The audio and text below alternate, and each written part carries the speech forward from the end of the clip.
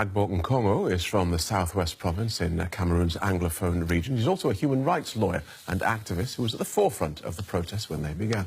Welcome to DW. So what made you take to the streets? Well, thanks for having me. I am from the southwest region, one of the two regions that make up the south in Cameroon. The lawyers took to the street because we needed to fight against the marginalization. There was an attempt to erode the common law. Cameroon is a bicultural and a bijurial system.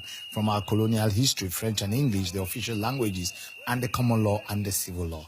But there was an attempt to erode the common law, to trying to francophonize the Anglophones and to ensure that civil law takes dominance over the common law. So just for those of us outside, this was in effect a move to make the French superior to the English in the country. But you cannot take it in isolation. This has been a 57 years period of marginalization, and the lawyers started it, the teachers joined, but it was a reflection of the bitterness, the frustration, the oppression and the suppressions of the Anglophones by the Francophones. So they just needed a mouthpiece, they just needed a voice that would articulate their problems. And when the teachers started the strike in October 2016, when the lawyers started the strike, the teachers joined, another aspect of the civil society joined the lawyers and the teachers. And so how does that, which sounds like quite a civilized response, how does that degenerate into war? You just said it right. It was a very civilized response.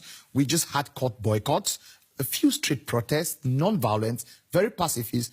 But on the 17th of January 2016, the government arrested Dr. Fontaine, who was the Secretary General of the Cameroon Anglophone Civil Society Consortium, and myself, who was the president, and other activists, other human rights activists, took us to jail, charged us with secession, terrorism, and group rebellion, amongst others, and violently suppressed and attacked the demonstrators. So it changed from a very peaceful strike and it became very violent.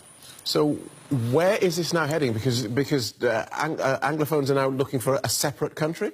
Yes, there's an armed struggle which is ongoing on. Anglophones want the restoration of the statehood of Ambazonia. Some believe that that would be the panacea to the solution. So was Ambazonia existed before and was lost, what, during colonial times? Well, the name used to be Southern Cameroon or West Cameroon. Ambazonia has been a historical name, but if you follow the UN decolonization process, it was either Southern Cameroon or West Cameroon. The name Ambazonia was coined by Goji Dinka, who has been like the leader of the Ambazonia struggle before 2016. But what is happening today is that the separatists believe that that they need to restore the state of Southern Cameroon or Ambazonia.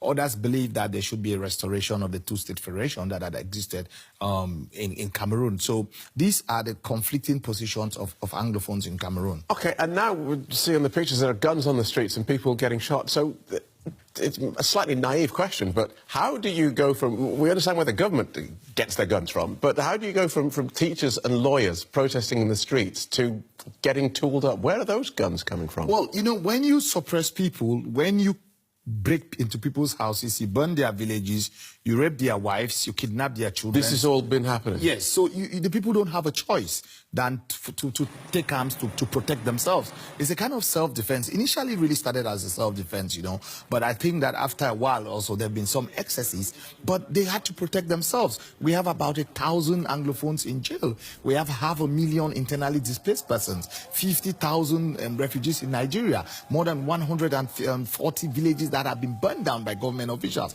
So the people would not just sit and watch, so they had to protect themselves. So that is what started, that's why what started as a civil protest, you know, peaceful, has degenerated into an armed struggle.